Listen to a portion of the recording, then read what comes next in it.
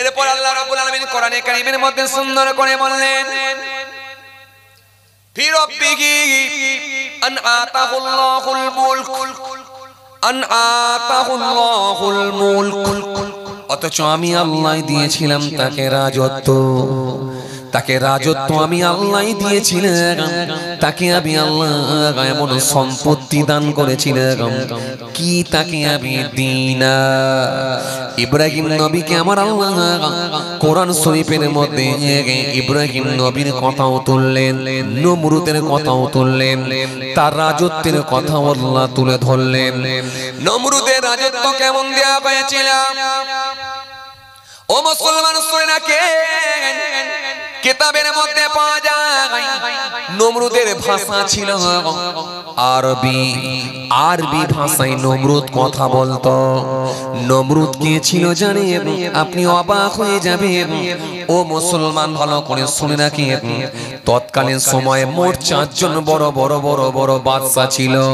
তার মধ্যে 2 জন ছিল গায়ের কম আর 2 জন ছিল মুসলমান।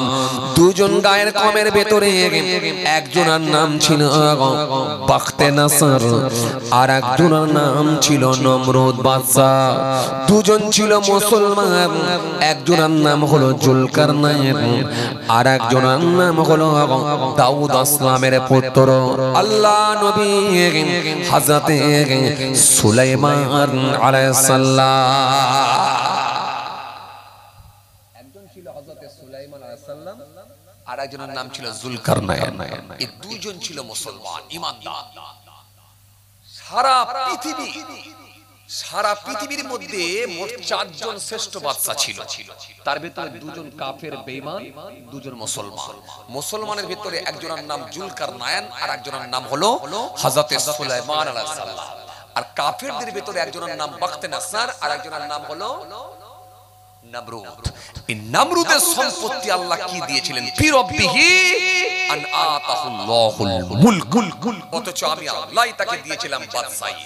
এই বাদশাহী যে আল্লাহ তাকে দান করেছিল, এটাকে নিয়ে যদি আপনি একবার ভাবেন আপনি অবাক হয়ে যাবেন।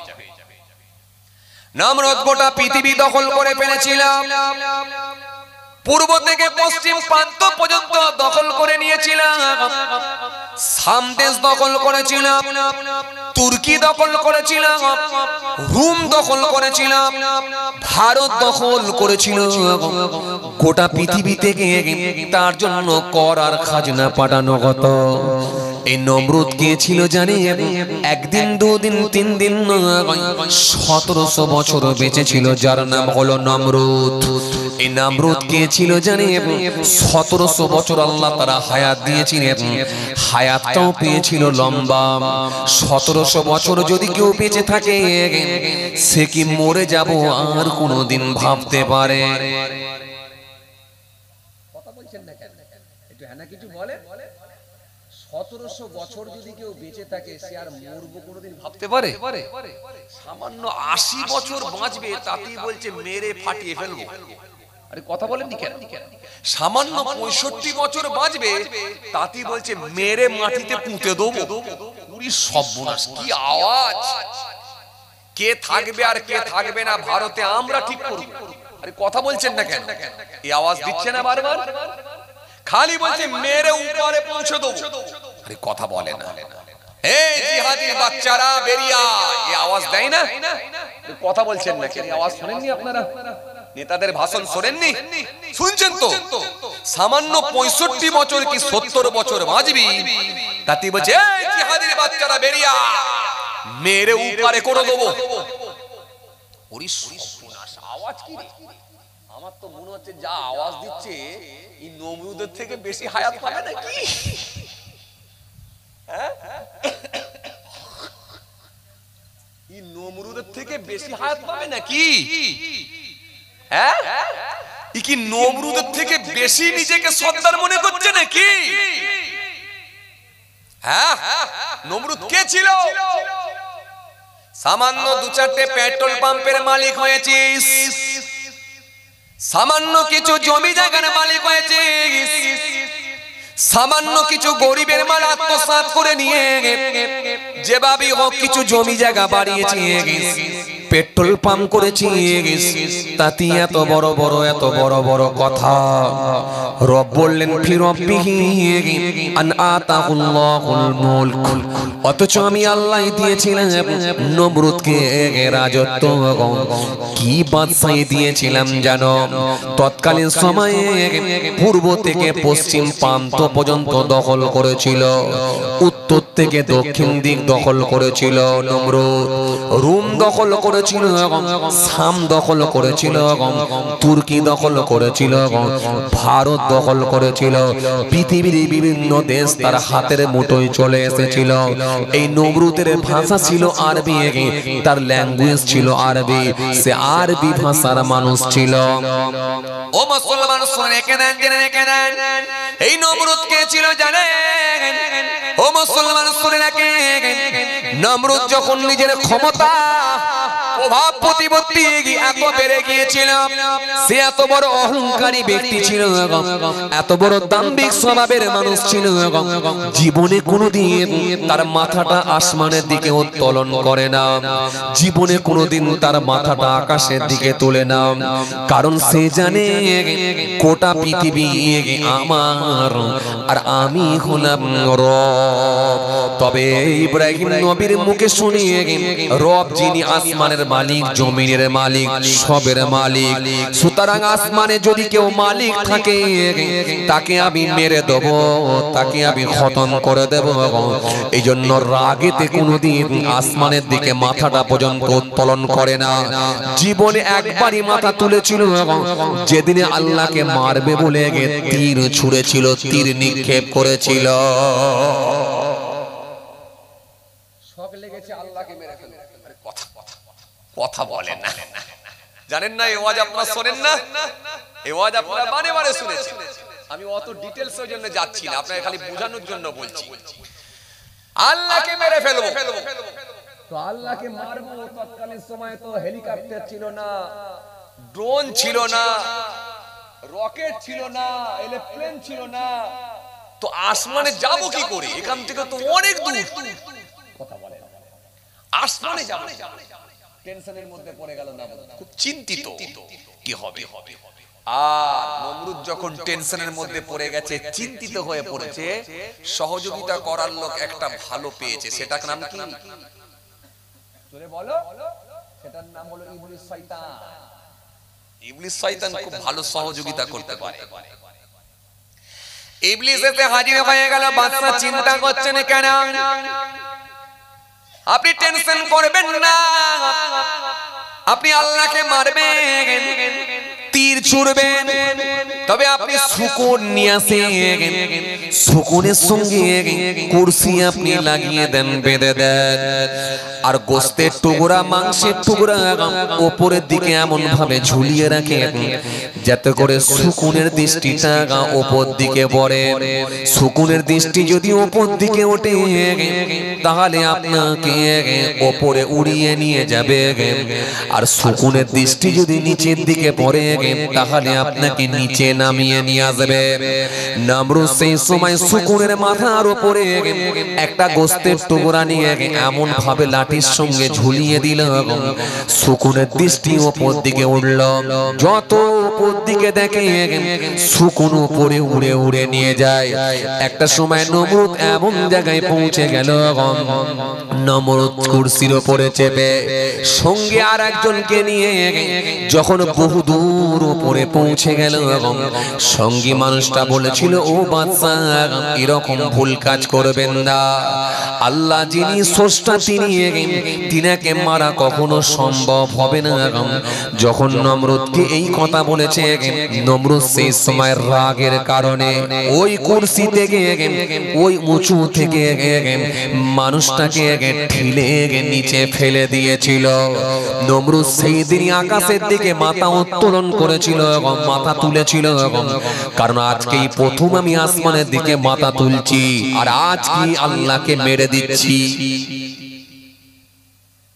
আজকে আল্লাহকে কথা বলে না, আজকে মেরে ফেলবো। নাউযুবিল্লাহ। আল্লাহকে মারে। এই যে নমরুদ তীর ছুঁড়েছিল আপনারা জানেন, বহুদূর যাওয়ার পরে এই নমরুদের ভিতরে ছিল অহংকার। সে আল্লাহকে মারার জন্য তীর ছুঁড়েছিল। যেদিনে তীর ছুঁড়েছিল সেদিনই খালি আসমানের দিকে তাকিয়েছিল, বাকি কোনোদিন কিন্তু আসমানের দিকে তাকায় না। এই নমরুদ কে ছিল বাবাজি আমার ভাইরা? নমরুদ এত প্রভাবশালী ব্যক্তি ছিল, যার সিংহাসনটা এত বিশাল বড় ছিল। এই সিংহাসনকে বহন করে নিয়ে যাবার জন্য 4খানা হাতি লাগতো। কটা হাতি? কথা বলেন, কটা হাতি? সিংহাসনকে বহন করে নিয়ে যাওয়ার জন্য 4খানা হাতি লাগতো। ডান দিকে রাখা সিংহাসনের পায়া একটা হাতির পৃষ্ঠে, বাঁ দিকে সিংহাসনের পায়া আর একটা হাতির পৃষ্ঠে, ডান দিকে পেছন দিকে সিংহাসনের পায়া আর একটা হাতির পৃষ্ঠে, পেছন দিকে বাঁ দিকে সিংহাসনের পায়া আর একটা হাতির পৃষ্ঠে 4টে খালি হাতি লাগতো তার সিংহাসনকে বহন করে নিয়ে যাবার জন্য। আর সিংহাসনের নিচে গুনে গুনে গুনে গুনে 400টা কুরসি লাগানো হতো, কুরসি চেয়ার, কুরসি চেয়ার লাগানো হতো 400খানা। নমরুদের হিতকাঙ্ক্ষী যারা, নমরুদের যারা খুব কাছের মানুষ ছিল, নমরুদের মন্ত্রী থেকে শুরু করে জ্যোতিষী থেকে শুরু করে নমরুদের যারা খুব প্রিয় ব্যক্তি ছিল, তারাই ওই সিংহাসনের নিচে চেয়ারে বসার সুযোগ পেত।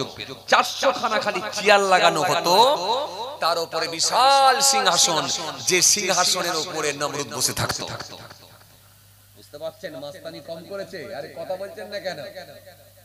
এজন্য ইমানদারের কোনো ভয় পাওয়ার কারণ নাই। ইমানদারের একটাই কথা, যে কোনো ভাবে আমার মালিককে রাজি করা। জোরে বলতে পারেন না কেন? আমার মালিক রাজি হলি আপনি গেনার, আপনি গেনার, আপনি সাকসেস। এত বড় মাস্তান, হ্যাঁ? তাহলে মাস্তান কম ছিল না, এ কম বড় মাস্তান ছিল না। সে এত অহমিকাতার মধ্যে ছিল, জীবনে কোনোদিন আসমানের দিকে মাথাটা পর্যন্ত উত্তোলন করে না, মাথাটা পর্যন্ত তোলে না। এজন্য কোরআন শরীফের মধ্যে আল্লাহ রাব্বুল আলামিন জানালেন, কি বললেন? আন আতাহুল্লাহুল মুলক। আল্লাহ কোরআনে কারীমের মধ্যে জানিয়ে দিলেন, সেই নমরুদ যার সিংহাসনকে খালি বহন করে নিয়ে যাবার জন্য 4খানা হাতি লাগতো। সিংহাসনের পায়াগুলো রেশম দিয়ে, রেশমি দিয়ে, রুম থেকে আনিয়ে রেশমি দিয়ে বানানো ছিল এই সিংহাসনের পায়া। যার দড়িতে স্বর্ণ লাগানো ছিল। কি ক্ষমতা ছিল, কি করেনি সে? ভারতে থেকে, তুর্কি থেকে, শাম থেকে, পৃথিবীর বিভিন্ন দেশ থেকে তার জন্য কর আর খাজনা পাঠানো হতো। কি করেনি? তার মাস্তানির কথা বললে অনেক সময় লেগে যাবে। ইয ক্বালা ইব্রাহিম রাব্বিয়াল্লাযী ইউহয়ী ওয়া ইউমীত। এরপর আল্লাহ রাব্বুল আলামিন জানালেন, ইয ক্বালা ইব্রাহিম রাব্বিয়াল্লাযী ইউহয়ী ওয়া ইউমীত। ইস যখন ক্বালা সে বলল, কি বলল? ইব্রাহিম নবী বলল, কি বলল? ইয ক্বালা ইব্রাহিম রাব্বিয়াল্লাযী ইউহয়ী ওয়া ইউমীত। আল্লাহর নবী হযরত ইব্রাহিম নবী বললেন, আমার রব যিনি, তিনি জিন্দাও করতে পারেন আর মৃত্যুও দিতে পারেন। নমরুদের সঙ্গে যখন তর্ক চলছে, হযরত ইব্রাহিম নবী বলেছিলেন, হে নমরুদ, আমার রব যিনি, তিনি জিন্দাও করতে পারেন, মৃত্যুও দিতে পারেন। إذ قال إبراهيم ربي الذي يحيي ويميت قال أنا أحيي وأميت। সে বলল, ও ইব্রাহিম শোনো শোনো, আমিও জিন্দা করতে পারি, আমিও মৃত্যু দিতে পারি। কে বলল? কে বলল? কথা বল না। কে বললো? নমরুদ বলল আমিও জিন্দা করতে পারি, আমিও মৃত্যু দিতে পারি। ইব্রাহিম নবী বলেন সেটা কেমন করে সম্ভব? নমরুদ বললে তাহলে দেখো, নমরুদ থাকতে না পেরে নমরুদের প্রভাব প্রতিপত্তি সম্পত্তি ক্ষমতা কোনো দিক দিয়ে নমরুদের কম ছিল না। নমরুদ সঙ্গে সঙ্গে দুইজন ব্যক্তিকে ডাকলেন। দুজন ব্যক্তি যখন এসে হাজির হয়ে গেল, নমরুদ জল্লাদকে অর্ডার করলো, জল্লাদ একে খুন করে দাও, হত্যা করে দাও। জল্লাদ দিয়ে গার্দানে এক তলোয়ার মারল, মাথাটা আলাদা ধড়টা আলাদা করে দিল। লোকটি দুটুকরো হয়ে গেল, মারা গেল। আর একজন লোক জিন্দা দাঁড়িয়ে আছে। নমরুদ সেই সময় বলল তুমি ঘর চলে যাও, যাও একে ছেড়ে দাও। যখন ওকে ছেড়ে দেওয়া হলো, চলে গেল। আর একজন মারা গেল। নমরুদ সেই সময় বলল ইব্রাহিম দেখো, আমি তো ইচ্ছা করলে দুজনকে মেরে দিতে পারতাম, সেই ক্ষমতা আমার ছিল। সুতরাং আমি একজনকে ছেড়ে দিলাম, আর একজনকে মেরে দিলাম। তার মানে আমি বাঁচাতেও পারি, মারতেও পারি। কথা বলে না, কথা কিছু বুঝতে পারছেন না? কেন? ইব্রাহিম নবী বলেছিল আমার রব যিনি, তিনি জিন্দাও করতে পারে, মৃত্যু দিতে পারে। এ তখন বলছে আমি বাঁচাতেও পারি, আমিও মৃত্যু দিতে পারি। তার মানে মুচকাবে তবুও কিন্তু ভাঙবে না, তবুও কিন্তু মানবে না। ইব্রাহিম নবী যখন দেখলেন ওকে বুঝিয়ে বুঝিয়ে আর হচ্ছে না, ইব্রাহিম নবী তখন বললেন দাঁড়া, তোকে এবারে আমি পেঁচে ফেলবো। ইব্রাহিম নবী বুঝাতে চেয়েছিলেন আমার রব যিনি জিন্দাও করেন, মৃত্যুও দেন, আবার তিনি জিন্দাও করতে পারেন। সেই সময় দুজন লোককে ডেকে একজনকে কতল করে দিল, আর একজনকে জিন্দা রেখে বলল ঘরে চলে যা, ছেড়ে দিল।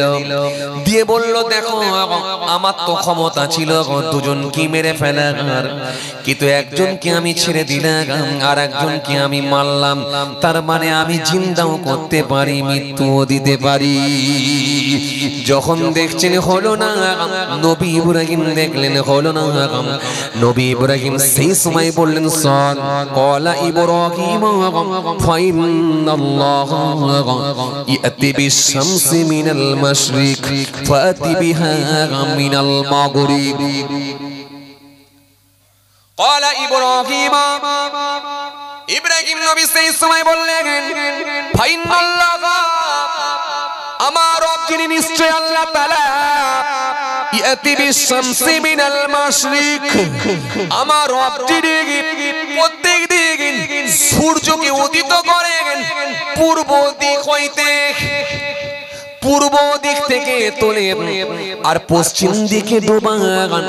ফাতি বিহা মিনাল মাগরিব, যদি তুই আল্লাহ হবি তো খোদা হবি, তাহলে একটা দিন অন্তত সূর্যকে পশ্চিম দিক থেকে তুলে দেখা। এবার যাবি কোথায়? আরে কথা বলছেন না কেন? এবার যাবি কোথায়? আগে না হয় দুজনের ভেতরে একজনকে মারলি আর একজনকে ছেড়ে দিলি, দিয়ে বললি আমি সবই পারি। তাহলে এবারে দেখা আমার রব যিনি পূর্ব দিক থেকে সূর্য তোলেন, পশ্চিম দিকে ডোবান। তোর যদি ক্ষমতা বিরাট থাকে, তুই যদি নিজেকে খোদা বলে দাবি করে থাকিস, তাহলে একটা দিন অন্তত সূর্যকে পশ্চিম দিক থেকে তুলে দেখা। কষ্ট হয়ে যাচ্ছে আপনাদের না? না ছেড়ে দি, থাক। আবার আল্লাহ বলল হবে এখন ইনশাআল্লাহ। থাক আলহামদুলিল্লাহ, অনেক সময় হয়ে গেছে। হ্যাঁ আল্লাহু আকবার, অনেক টাইম হয়ে গেছে, আমি তো ওয়াচ করেই যাচ্ছি। যাক আর আপনাদের সময় নেব না, আলহামদুলিল্লাহ। বাকিটা ইনশাআল্লাহ আল্লাহ যদি কোনোদিন মওকা দেয় ফের ইনশাআল্লাহ হবে। এখন কথা বুঝতে পারছেন? আর 10টা টিপস দেবো বলেছিলাম, আল্লাহ যদি ফের কোনোদিন সুযোগ দেয় ইনশাআল্লাহ আলোচনা হবে। এখন ইনশাআল্লাহ বাকি কোনোদিন ইনশাআল্লাহ আপনাদের সামনে বলবো। এখন কারণ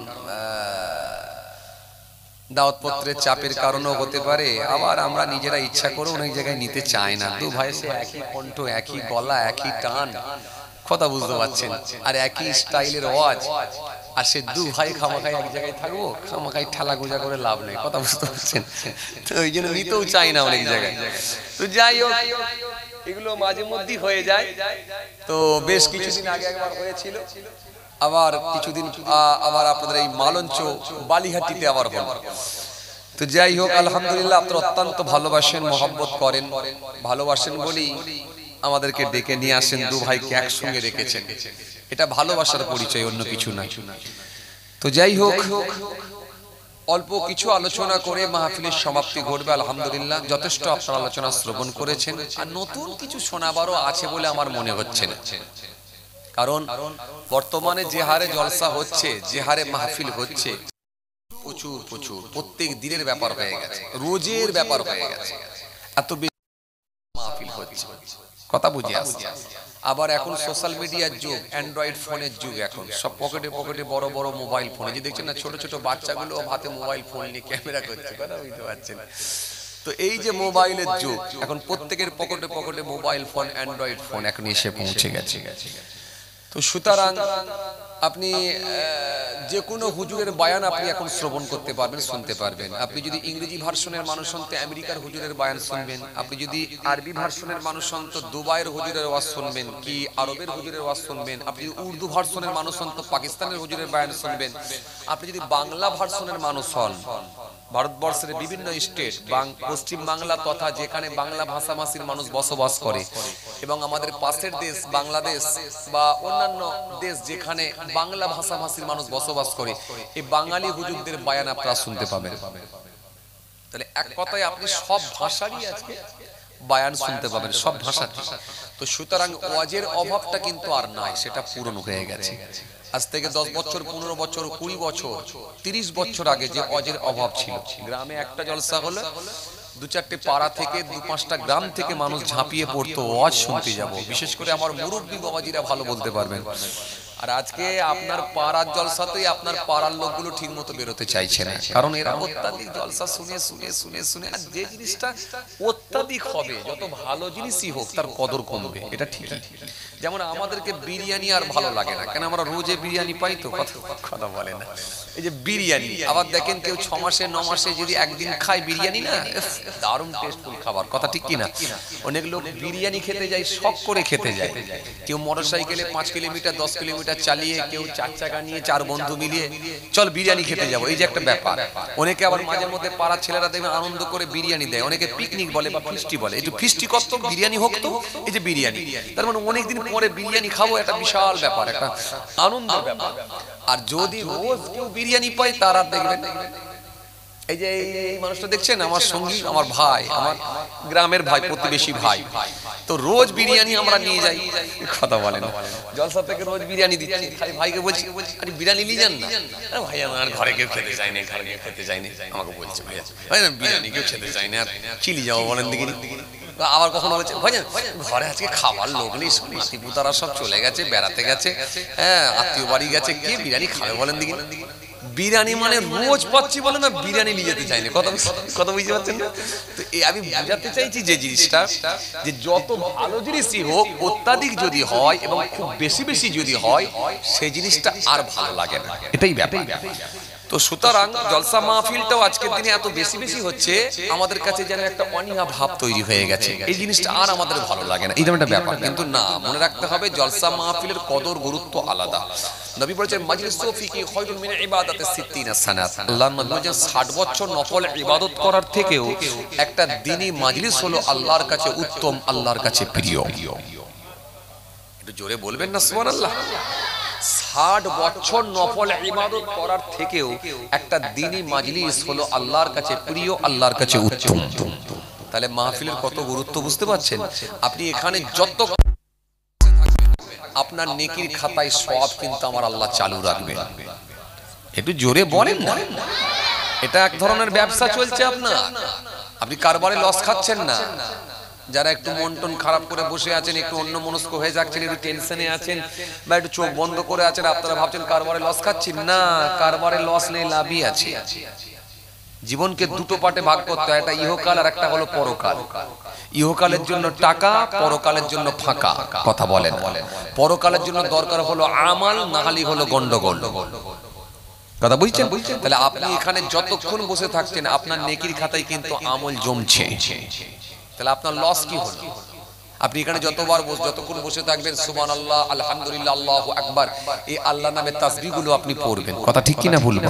যতক্ষণ বসে থাকছেন কলেমা শরীফ পড়ছেন, দরুদ শরীফ পড়ছেন, নিশ্চিতভাবে আমার আল্লাহ আপনাকে সওয়াবের হকদার করবে। তাহলে আপনি লসের আন করছেন না, মন খুলে বসে, বড় মন করে বসে থাকেন, মন খুলে বসেন, মন খুলে অশ্রবণ করেন, ইনশাআল্লাহ আপনার নেকির খাতায় আল্লাহ সব চালু রাখছে। চলেন আলোচনা একটুখানি আগিয়ে যাই। মনে রাখবেন আমরা হলাম ইসলাম ধর্মের মানুষ, আমাদের ধর্ম হলো, কথা বলেন, ধর্ম হলো ইসলাম। আর ইসলাম এমন একটা ধর্ম, কোরআন স্পষ্ট ঘোষণা দিয়েছে 3 পারা 11 পৃষ্ঠা, ইন্না দীনা ইনদাল্লাহিল ইসলাম। আল্লাহ বলেন আমার কাছে মনোনীত ধর্ম, শ্রেষ্ঠ ধর্ম সেটা হলো ইসলাম ধর্ম। জোরে বলেন না সুবহানাল্লাহ। এই তো আপনাদেরকে বললাম সুবহানাল্লাহ বলবেন, আলহামদুলিল্লাহ বলবেন, আল্লাহু আকবার বলবেন। এই আল্লাহর নামের তাসবিহগুলো যে পড়বেন নিশ্চিতভাবে আমার আল্লাহ আপনাকে সওয়াবের হকদার করবে।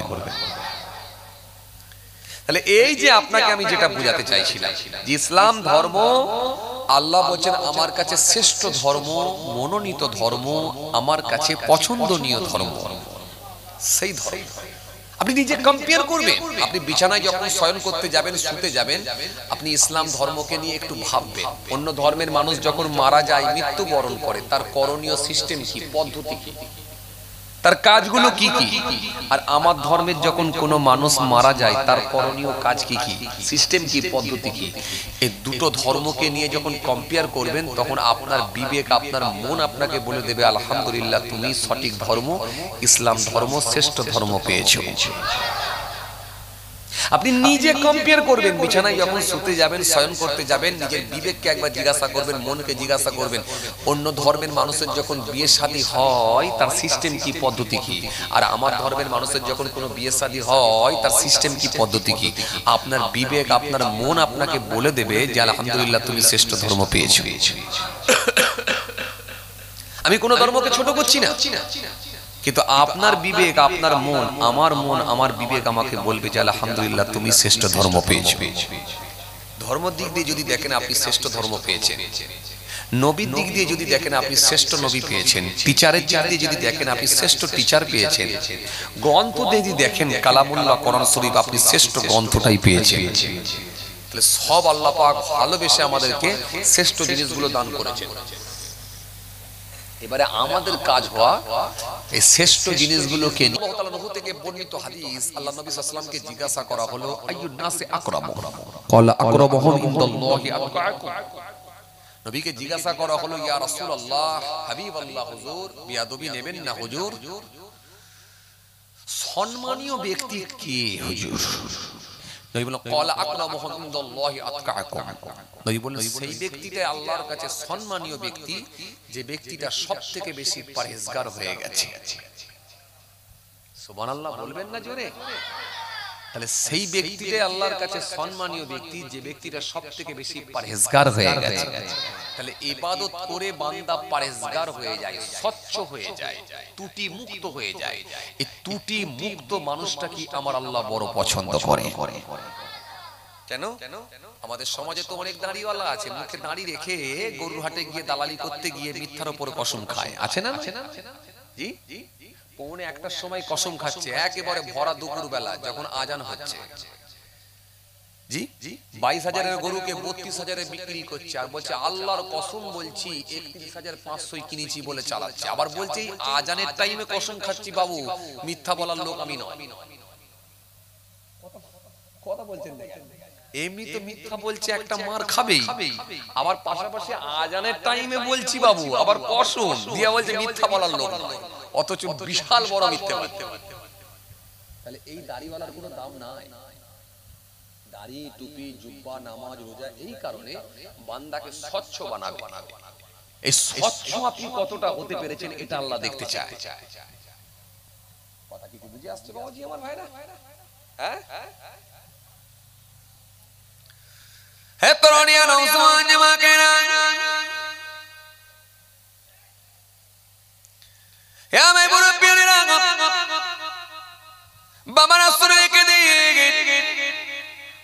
ইবাদত করে কতটা ভালো হতে পেরেছে এটাই আমার আল্লাহ দেখতে চান। আর আপনি যদি ভালো হয়ে যেতে পারেন, স্বচ্ছ হয়ে যেতে পারেন, আমার আল্লাহর কাছে নিশ্চিতভাবে প্রিয় বান্দা হয়ে যাবে। কিন্তু আমাদের সমাজে মানুষ আছে, আপনি দেখবেন ত্রুটি মুক্ত মানুষের সংখ্যা আজকের দিনে কম।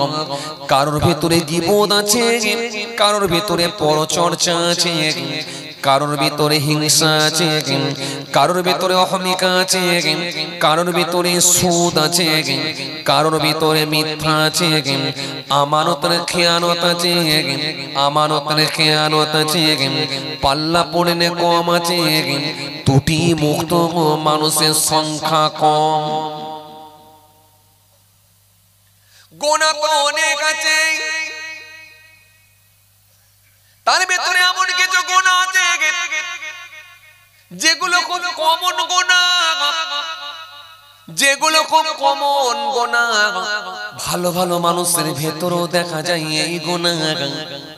কেন আমাদের সমাজে অনেক নামাজি আছে সুদ খায় না, আমাদের সমাজে অনেক হাজি সাহেব আছে বন্ধন করে না, আমাদের সমাজে অনেক আলেম আছে নিজের বউটাকে দেখবেন বেপরদা করে রাখে না, আমাদের সমাজে অনেক হাফেজ সাহেব আছে দেখবেন নিজে দেখবেন বাবাজি আমার ভাইরা মিথ্যা কথার উপরে পণ্য বিক্রি করে না।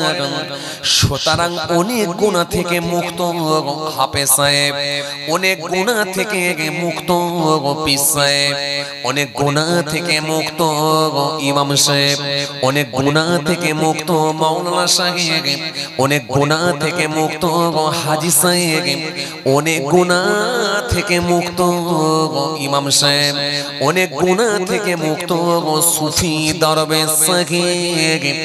কিন্তু সমাজে এমন কিছু গুনাহ আছে যেগুলো থেকে মুক্ত হতে পারে না হাফেজ সাহেব, যেগুলো থেকে মুক্ত হতে পারে না হুজুর সাহেব, যেগুলো থেকে মুক্ত হতে পারে না পীর সাহেব, যেগুলো থেকে মুক্ত হতে পারে না হাজী সাহেব, যেগুলো থেকে মুক্ত হতে পারে না সুফি সাহেব। যে গুনাহগুলোর ভেতরে আমার মনে হয়েছে এক নম্বর হলো অহংকার।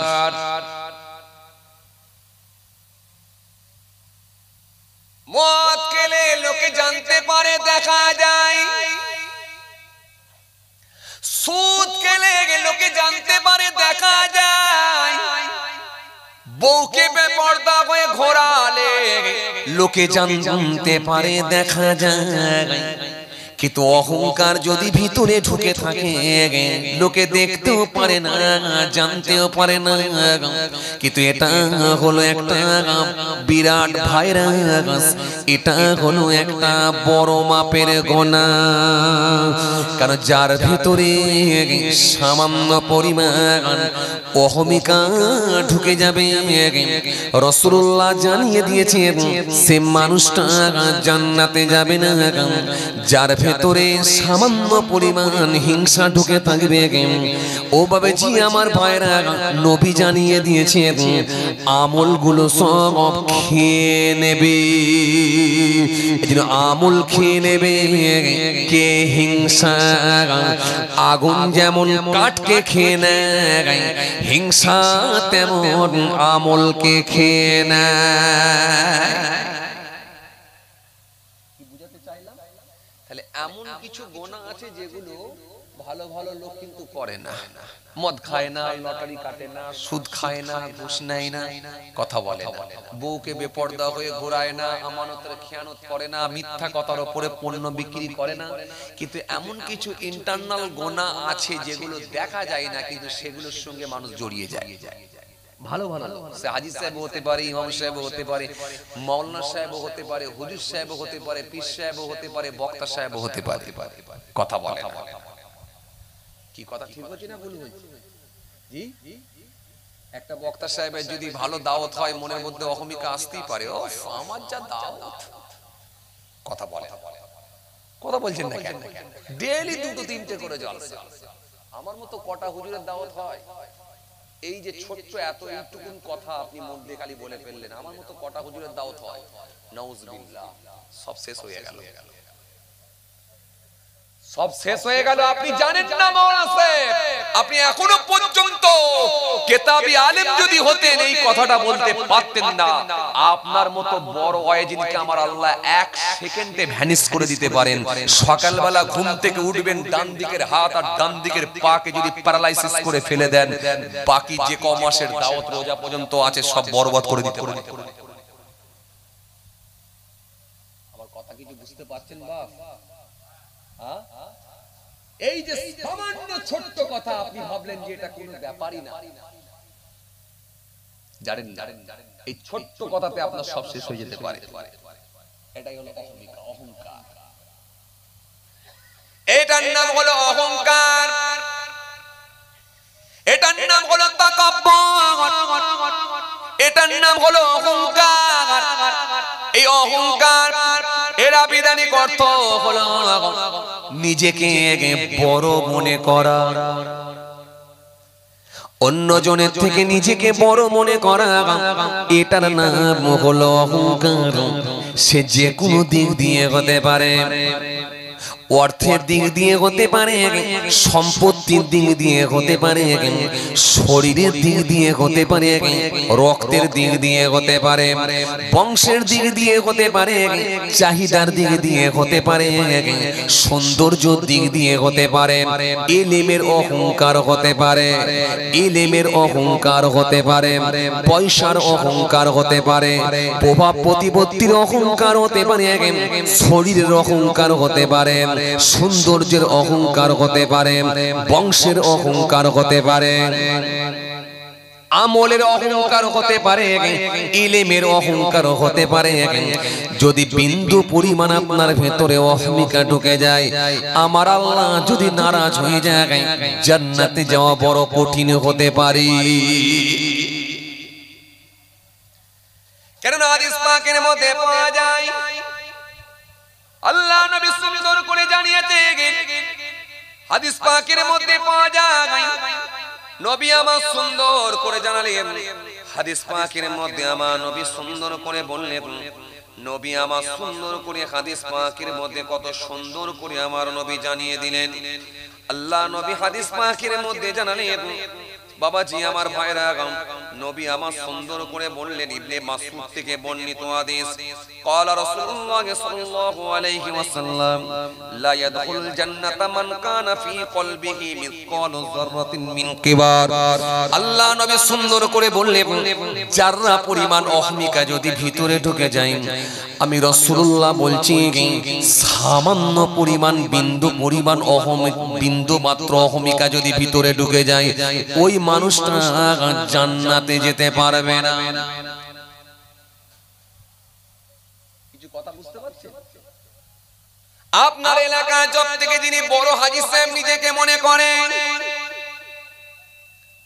5 বার হজ করেছে, 5 বার হজ মনে করে হজ করে আপনাদের বালিয়ারা নাকি বালিহাটি বাজারে গিয়ে যখন এক কাপ চা খেতে যায়, এমন হেলে দুলে হাঁটছে, হেলে দুলে এমন হাঁটছে, লোকে দেখলে হাজী সাহেবকে উঠে পড়ে, হাজী সাহেব চেয়ারে বসন, হাজী সাহেবের কথা ধরনটা আলাদা, হাঁটা আলাদা, কথাবার্তা আলাদা, হাজী সাহেবের চেহারা আলাদা, খালি কথায় কথায় বুঝিয়ে দেয় আমি হলাম হাজী সাহেব।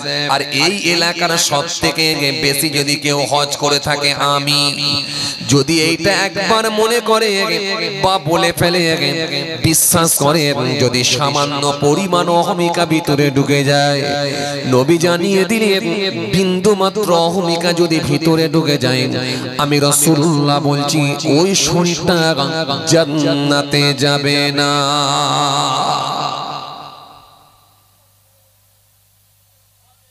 আমি একটু অহমিকা নিয়ে কেন বলছি বলেন দেখিনি? আজকে অহংকারী লোকের সংখ্যা বেড়ে যাচ্ছে। সুদের বিরুদ্ধে এত ওয়াজ হচ্ছে, ঘুষের বিরুদ্ধে এত ওয়াজ হচ্ছে, মিথ্যার বিরুদ্ধে এত ওয়াজ হচ্ছে, বড় চর্চার বিরুদ্ধে এত ওয়াজ হচ্ছে, তবু সমাজের দিকে তাকালে দেখছি না বাবু, আরে বাবা, যে সুদ খায় খবর নিয়ে দেখেন তো লোকটা ধর্ম ভালো করে করে না। যে লোকটা ঘুষ নেয় খবর নিয়ে দেখেন লোকটা ভালো করে ধর্ম করে না। কথা বলে না। কথা বলছেন না কেন? খবর নিয়ে দেখেন যার বাড়িতে বেপরদা হয়ে ঘুরে বেড়াচ্ছে লোকটা ভালো করে ধর্ম করে না। কিন্তু আপনি তো ভালো করে ধর্ম করছেন, তো অহমিকা থেকে বাঁচতে পারেন না। এত বড় হাজী সাহেব হয়েছেন, আপনি তো আলেম হয়েছেন, আপনি তো প্রত্যেকদিন লেকচার দিয়ে বেড়াচ্ছেন, আপনি তো নিজে আগে এত বড় পণ্ডিত মনে করছেন, আপনি তো ভালো করে ধর্ম করেন, ধর্মের শিক্ষা দিচ্ছেন, তাহলে আপনি নিজে অহমিকা থেকে বাঁচতে পারেন না। কথা বলেন, আপনি নিজে তো অহমিকা থেকে বাঁচতে পারলেন না, আপনি নিজে তো হিংসা থেকে বাঁচতে পারলেন না। এরকম কত আলেম, কত হাফেজ, কত মওলানা সাহেব, কত পীর সাহেব, কত হাজী সাহেব, কত সুফি সাহেব, এই অহমিকা থাকার কারণে, হিংসা থাকার কারণেতে ওই লোকগুলোর জান্নাতে যাওয়া বড় কঠিন হয়ে যাবে। কথা কি বুঝে আসছে বাবাজি? হ্যাঁ, এইজন্য আমি কিতাব থেকে পেয়েছি 10 খানা পয়েন্ট, আমি পেয়েছি 10 খানা টিপস। এই 10টা টিপস কারোর ভেতরে যদি অহমিকা ভেতরে এসে পৌঁছে যায়, ওই লোকটা যদি ওই 10টা টিপসের ভেতরে একটা টিপস যদি মনে করে কাজে লাগাতে পারে, আলহামদুলিল্লাহ, আমার দৃঢ় বিশ্বাস সে অহমিকা থেকে বেঁচে যাবে ইনশাআল্লাহ। কেন? অহংকার মানুষকে শেষ করে দেয়, শেষ করে দেয়। হিংসা মানুষকে শেষ করে দেয়। ইয়াকুমুল হাসাদ ফাইনাল হাসাদ তাকুলুল হাসান কামা তাকুলুন নারুল হারব। আল্লাহ নবী বললেন তোমরা হিংসা থেকে পরহেজ করো, বেঁচে চলো, দূরে থাকো। আগুন যেমন কাঠকে খেয়ে নেয়, আমি নবী বলছি হিংসা তেমন আমলকে খেয়ে নেয়। হিংসা আমলকে খেয়ে নেয়। তুমি যত বড়ই নামাজি হও না কেন, চায়ের দোকানে বসে বসে বসে বসে চা খাচ্ছ, আর তোমার সামনে দিয়ে পাড়ার একটা ছেলে ভোঁ করে লাল কালারের একটা মোটরসাইকেল নিয়ে চলে গেল, এটা দেখে তো তুমি সহ্য করতে পারলে না, সঙ্গে সঙ্গে কমেন্ট করে বসলে এটা কার ছেলেরা এত জোরে মোটরসাইকেল নিয়ে গেল। এই যে বাঁকা একটা কমেন্ট করলে কার ছেলেরা, তখন বলছে ওটা খালেকের ছেলে গেল। ও খালেকের ছেলে, বুঝতে পেরেছি। হ্যাঁ, ছেলেটা এখন বাইরে গিয়ে কিছু পয়সা করে ফেলেছে, দেখলি বঁ করে বেরিয়ে। আরে বাবা, মোটরসাইকেলে বঁ করে যাক আর হঁ করে যাক, তোমার তাতে কি? তার মানে খালেকের ছেলে মোটরসাইকেল কিনেছে, এটা তোমার সহ্য হচ্ছে না। তোমার ভেতর আছে বড় মাপের হিংসা। এই যত নামাজ রোজা দাড়ি টুপি থাক, কিন্তু এই হিংসা যদি ভিতরে ঢুকে থাকে, আপনার আমল শেষ, আমল শেষ। ইবলিস শয়তান ধ্বংস হয়েছিল, তার ভেতরে ছিল হিংসা আর অহংকার। পৃথিবীর জমিনে এমন কোন জায়গা নাই যেখানে ইবলিসের সিজদা নাই, সাত আসমানে এমন কোন জায়গা নাই যেখানে ইবলিসের সিজদা নাই। কিন্তু এত ইবাদত করার পরেও আল্লাহ তাকে আল্লাহ বিতাড়িত করলেন, বের করে দিলেন, যাও বেরিয়ে যাও। কেন? তার ভেতরে ছিল অহমিকা, তার ভেতরে ছিল হিংসা। এই দুটো জিনিস। অহংকার ছিল, কি বলেছিল? আদম আসলামের থেকে আমি শ্রেষ্ঠ, আদমের থেকে আমি শ্রেষ্ঠ। আর তার ভেতরে ছিল হিংসা, আদমকে আমি সিজদা করব না। আল্লাহ যদি বলেন আপনাকে সিজদা করব, এই ওয়াজ আপনাদের জানা আছে, আল্লাহ বের করে দিলেন, যাও বেরিয়ে যাও। তোর ভেতরে অহংকার আছে, বেরিয়ে যাও। তোর ভেতরে হিংসা আছে, বেরিয়ে যাও। বের করে দিলেন। খালি অহমিকা ছিল আর হিংসা ছিল। এত ইবাদত সব শেষ হয়ে গেল, সব ধুলিসাৎ হয়ে গেল, সব শেষ হয়ে গেল, ফিনিশ হয়ে গেল। খালি হিংসা আর অহমিকা থাকার। কথা কিছু বুঝতে পারছেন? আজকে একটা কারো ভালো চায়ের দোকান চললে অন্য চায়ের দোকানদার দেখতে পারেন, কথা বলে আছে না নাই? জি, একটা কেউ দুতলা বাড়ি বানালে আর একজনের সহ্য হয় না।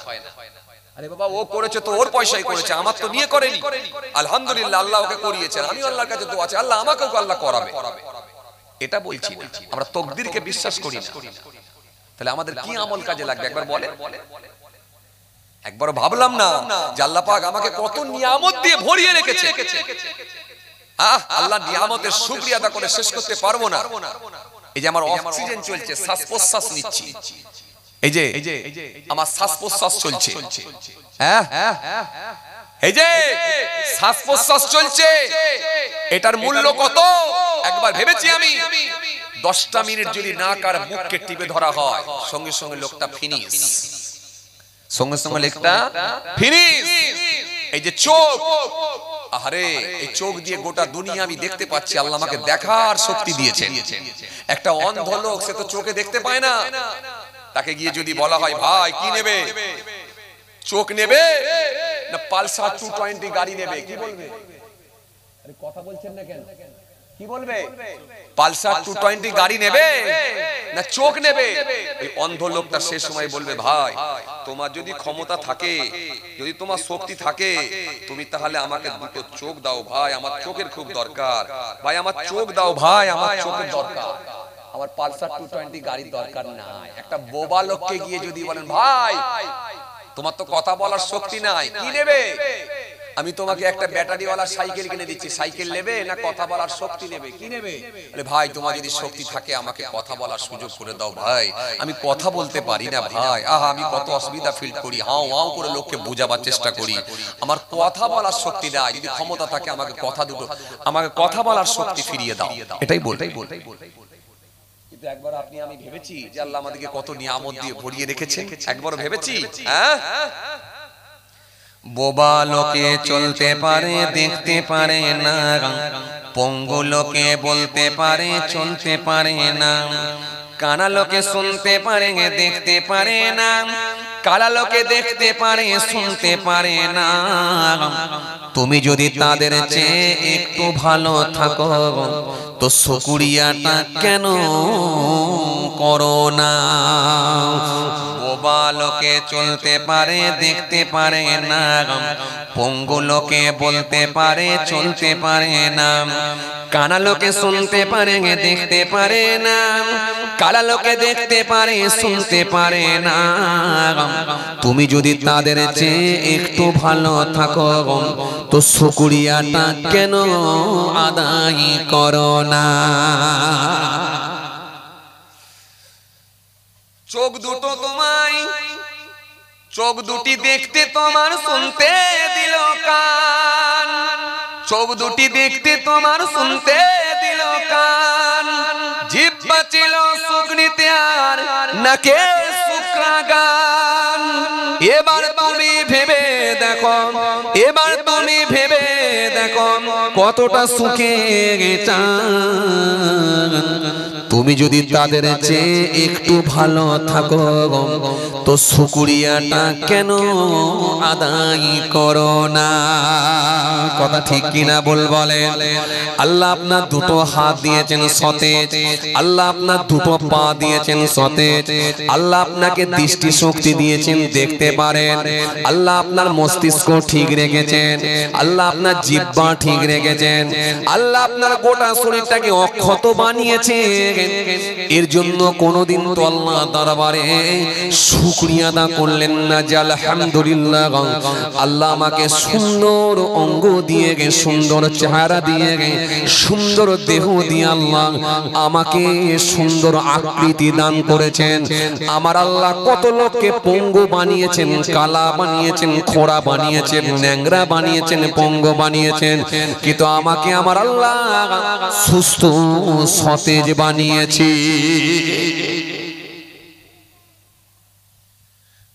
কটা মানুষ আছে শুকরিয়া আদা করে?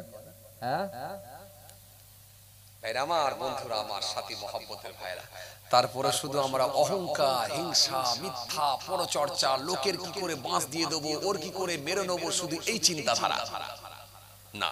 খবরদার, আজকে আমি দুটো পয়েন্ট নিয়ে আপনাদের সামনে আলোচনা করছি, যেটা হলো অহংকার আর হিংসা। একদম খবরদার, অহমিকা করবেন না, হিংসা করবেন না। অহংকার থেকে বাঁচার আমি 10খানা টিপস আপনাদের জন্য নিয়ে এসেছি। আলহামদুলিল্লাহ, একটু কাজে লাগাবার চেষ্টা করুন, আলহামদুলিল্লাহ আপনাদের উপকারে আসবে ইনশাআল্লাহ। কেন? যে ব্যক্তি অহংকার করেছে নিশ্চিতভাবে সেই লোকটাই ধ্বংস হয়েছে। অহংকার হলো ধ্বংসের কারণ। যে মানুষটা অহংকার করেছে সেই শেষ হয়েছে। হে তরুণিয়া, নওজোয়ান জামাকেরা,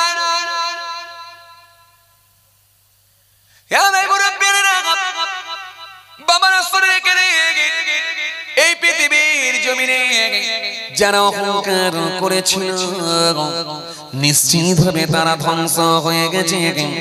ফেরাউনের মতো মানুষ, নমরুদের মতো মানুষ, কারকের মতো মানুষ, সাদাতের মতো মানুষ, তাদেরকে আমার আল্লাহ নির্মূল করে দিয়েছে, তাদের অস্তিত্বকে আমার আল্লাহ বিলীন করে দিয়েছে। নমরুদকে আমার আল্লাহ 1700 বছর বাঁচিয়ে রাখলেন। এমন ভয়ঙ্কর অহংকারী ব্যক্তি ছিল, সব চিনল কিন্তু আমার মালিককে চিনতে পারল না। কারোকে আমার আল্লাহ লম্বা হায়াত দিয়েছিলেন, ফেরাউনকে আমার আল্লাহ পাক 750 বছর দিয়েছিলেন, সব চিনল কিন্তু অহংকার থাকার কারণে আমার মালিককে চিনতে পারল না, আমার রবকে চিনতে পারল না। আপনাদের জানা আছে বাবাজি আমার ভাইরা, এই পৃথিবীর জমিনে বড় বড় পাওয়ারফুল ব্যক্তিগুলোকে আল্লাহ লম্বা লম্বা হায়াত দিয়েছিলেন, কিন্তু তাদের ভেতরে অত্যাধিক অহংকার থাকার কারণে, অত্যাধিক হিংসা থাকার কারণে তারা কিন্তু আমার মালিককে চিনতে পারে না। এই জন্য আমার আল্লাহ কোরআন কারীমের মধ্যে সুন্দর করে জানিয়েছে, ওয়াদ্দা কাসীরুম মিন আহলিল কিতাব লাউ ইয়ারুদ্দুনাকুম মিন বাদি ঈমানিকুম কুফারান হাসাদাম মিন ইনদি আনফুসিহিম মিন বাদি মা তাবাyyana লাহুমুল হক ফাআফু ওয়াসফাহু হাত্তা ইয়াতিল্লাহু বিআমরিহি ইন্নাল্লাহা আলা কুল্লি শাইইন কাদির।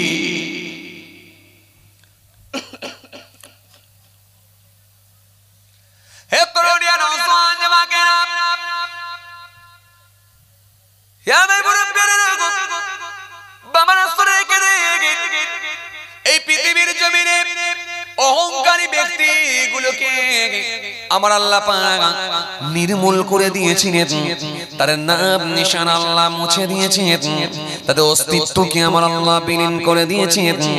এরকম একজন ভয়ঙ্কর ব্যক্তি যার নাম হলো ফেরাউন।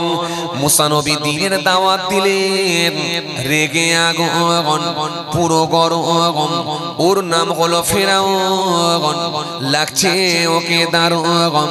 মুসা নবী বলেন আল্লাহ দিকে ফিরে আসো। যখন সে আসলো না, আল্লাহ বলে ও মুসা আর হবে না, আমি আল্লাহ ওকে ছাড়বো না, পাঠাচ্ছি আমি আল্লাহ ফেরেশতা, পানিতে ডুবিয়ে করব ওকে শায়েস্তা। নাম নিশান আল্লাহ মিটিয়ে দিয়েছিলেন, 750 বছর লম্বা হায়াত দিয়েছিলেন। এরপরও সে সব চিনল, সব জানল, কিন্তু রবকে সে চিনল না, কারণ তার ভেতরে অহংকার ছিল। কথা ঠিক কিনা?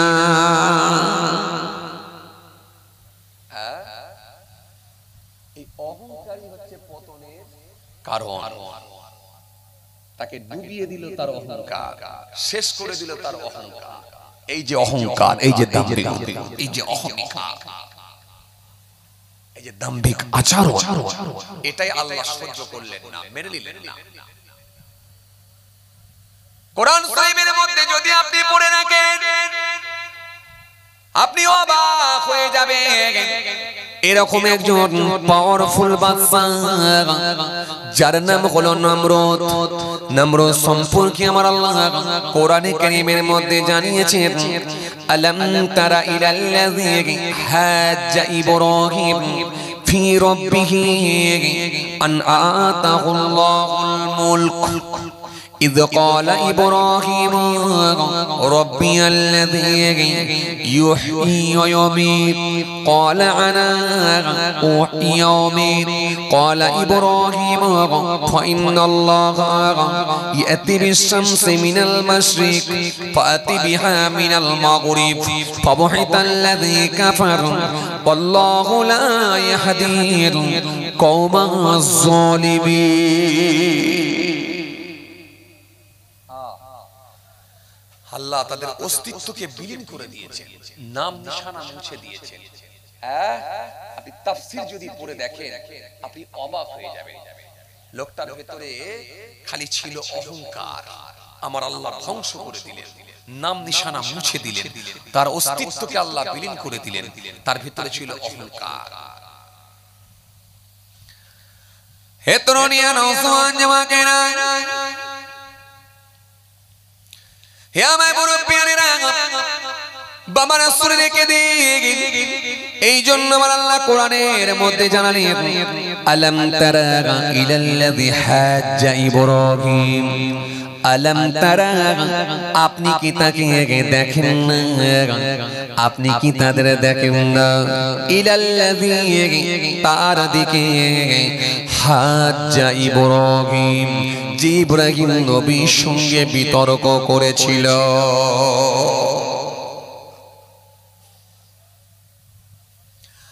হাজ্জা মানে বিতর্ক, বিতর্ক করেছিল, ঝগড়া করেছিল, বিতর্ক করেছিল কি নিয়ে? ফি রাব্বিহি, রব নিয়ে, আল্লাহ নিয়ে। আল্লাহ রাব্বুল আলামিন কোরআনে কারীমের মধ্যে তার হাবিবুল্লাহকে আল্লাহ জানিয়ে দিলেন, হাবিব ইব্রাহিম নবীর সঙ্গে যে বিতর্ক করেছিল, ঝগড়া করেছিল কি নিয়ে? রব নিয়ে, আল্লাহ নিয়ে।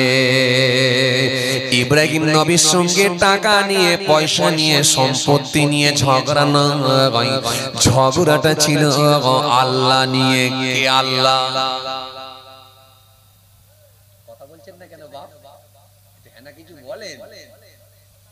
আমাদের সমাজে ঝগড়া হয় কি নিয়ে? টাকা নিয়ে, পয়সা নিয়ে, কথা বলে, সম্পত্তি নিয়ে ঝগড়া হয়, জমি জায়গা কারবার নিয়ে ঝগড়া হয়, দুই ভাইয়ের মধ্যে ঝগড়া, কারবার নিয়ে, প্রতিবেশীর সঙ্গে ঝগড়া, জমির আলকাটাকে নিয়ে, প্রতিবেশীর সঙ্গে ঝগড়া, 4 ফুট জায়গা বাড়ানো নিয়ে, প্রতিবেশীর সঙ্গে ঝগড়া, খালি চালটা একটু বেশি ঝুলে গেছে এই নিয়ে, এগুলো নিয়ে আমাদের সঙ্গে ঝগড়া হয়, মনোমালিন্য হয়।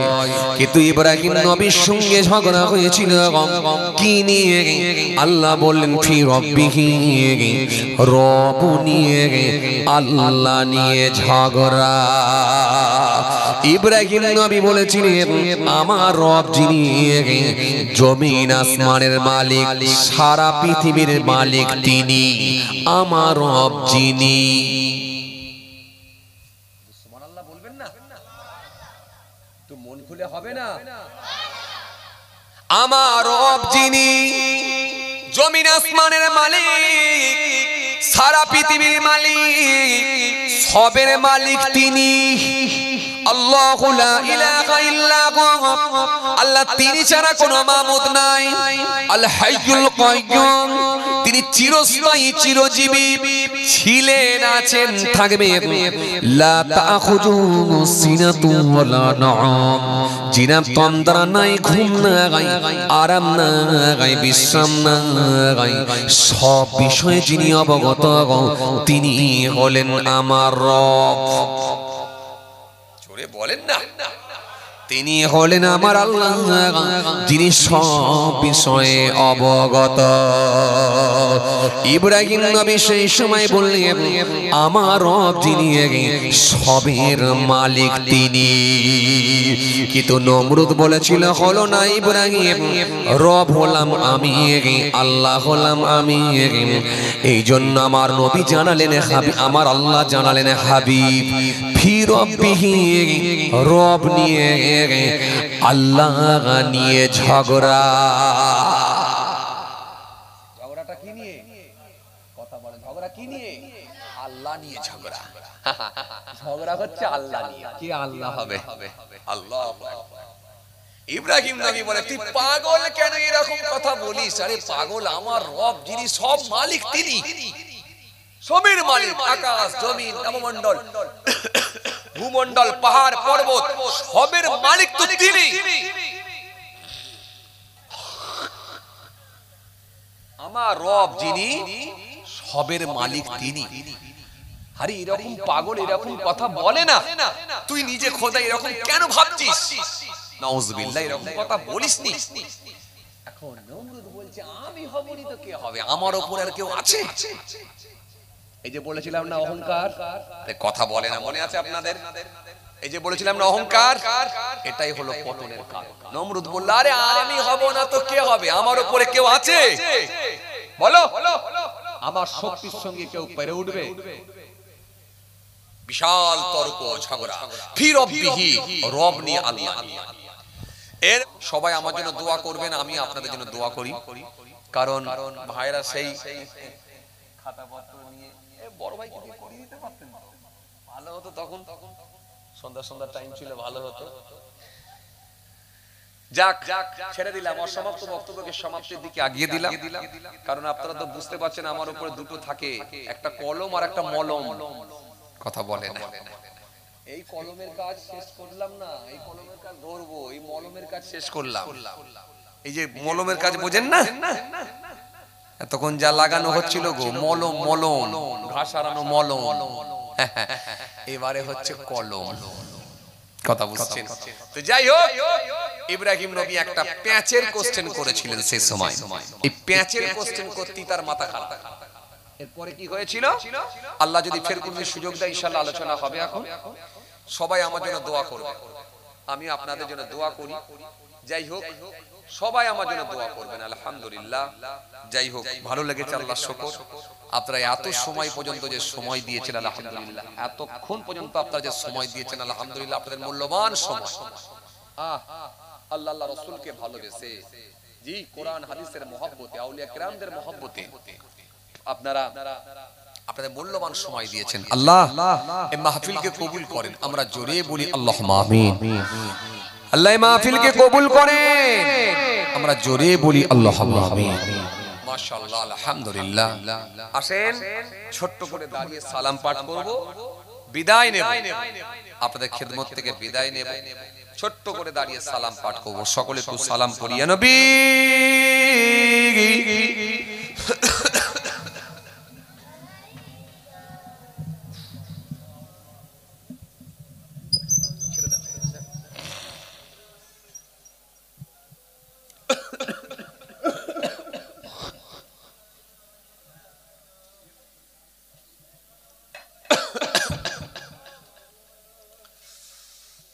উচ্চ আওয়াজে মোহাব্বতের সঙ্গে সালাম পড়েন, ইয়া নবী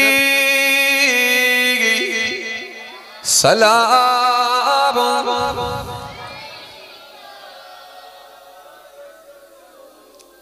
সালাম আলাইকা, ইয়া হাবিব সালাম আলাইকা, সালাওয়াতুল্লাহ আলাইকা।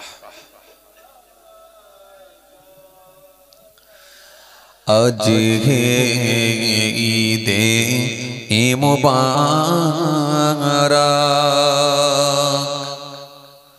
আজ হে রোজে মুসাররত, আজ হে ওয়াক্তে বিলাদাত, আজ হে মিলাদ হাজরাত, ইয়া নবী সালাম আলাইকা। আরো জোরে, ইয়া রাসূল,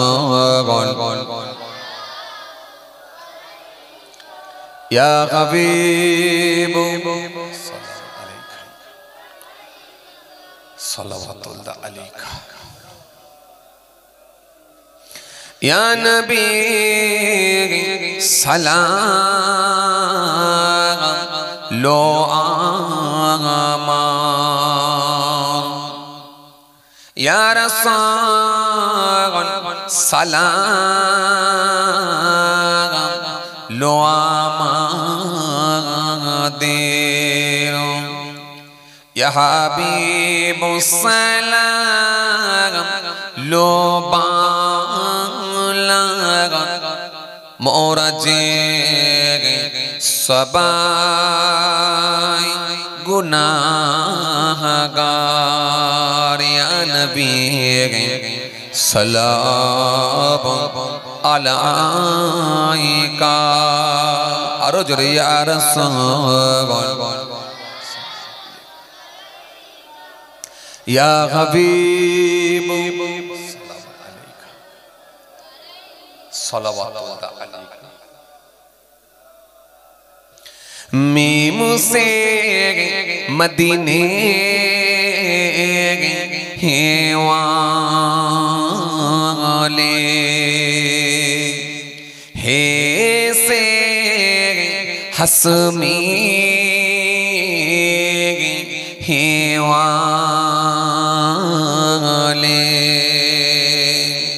मीम से मेरा वाले दाल से दीदार वाले या नबी सलाम अलैका आरो जोरे या रसूल आरो जोरे या हबीब सलाम अलैका सलावतुल्लाह अलैका कि नाराए तकबीर माशाআল্লাহ শেষ ভালো যা সব ভালো তার মাশাআল্লাহ আহ খুব ভালো তকবীর দিতে পারেন আপনারা একটু সবাই মিলে দেন একটু দেখি ভলিউমটা একবারে সবাই বাড়িয়ে দেন দিয়ে একটু দেন তো দেখি নারায়ে তাকবীর একটু পেছন দিক থেকে আওয়াজ দেন না নারায়ে তাকবীর সিলসিলা মুজাহিদুল জামাত দাদা পীরের হক সিলসিলা বালিহাটি গ্রামের বাৎসরিক শানে শাহ নারায়ে তাকবীর তাওয়ারুক তো দেয়া হবে তো পয়সা কে দেবে কি বিপদে পড়েছি আল্লাহ পয়সা কে দেবে যে এই তাওয়ারুক তো দেয়া হবে তো পয়সা কে দেবে পয়সা না দিয়ে তাওয়ারুক আল্লাহু আকবার একটু আপনাদের সঙ্গে ভালোবাসা আছে বলে বললাম কি কথা ঠিক কি না আপনারা তো এমনি দেন আর আপনারা দেন বলি তো এত বড় মাহফিল হয় কথা ঠিক কি না কথা বলেন ঠিক কি না এই পৃথিবীর জমিনে যত বেসরকারি মাদ্রাসা আছে মক্তব আছে মসজিদ আছে জলসা হয় সব আপনাদের মতো খেটে খাওয়া মানুষের দানেতেই তো আল্লাহ করায় কথা ঠিক কি না ভুল বলেন আপনাদের মতো খেটে খাওয়া মানুষের দানেতেই আল্লাহ করায় হ্যাঁ আর আপনারা দেন বলি তো আমরা চাই কথা ঠিক কি না ভুল বলেন